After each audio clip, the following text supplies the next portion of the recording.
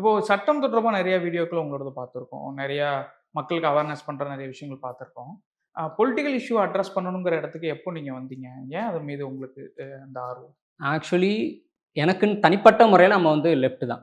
நீங்க தோழர்ன்னு சொல்லும்போதே தெரியும் நம்ம வந்து லெஃப்ட் தான். நம்மளுக்கு வந்து கம்யூனிச சித்தாந்தம் வந்து எப்பயுமே பிடிக்கும். சின்ன வயசுலலாம் சொல்லுவாங்க பிரச்சாரத்துக்கு போம்போது.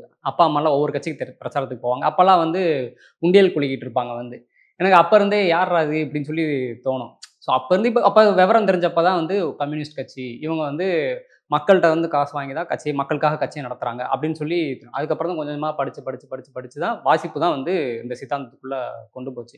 என்ன பொறுத்தவரைக்கும் கம்யூனிசம்னு சொல்லி நெறைய பேரு என்னமோ பேசுவாங்க. நவீன அறிவியல் நோக்கிய சமுதாய கட்டமைப்பு, அரசியல் கட்டமைப்பு அப்படின்னு டெக்னிக்கலா நெறைய சொல்லுவாங்க. ஆனா நான் படிச்ச என்னோட அனுபவத்துல சிம்பிளா சொல்லணும்னா கம்யூனிசம்னா உயிர்.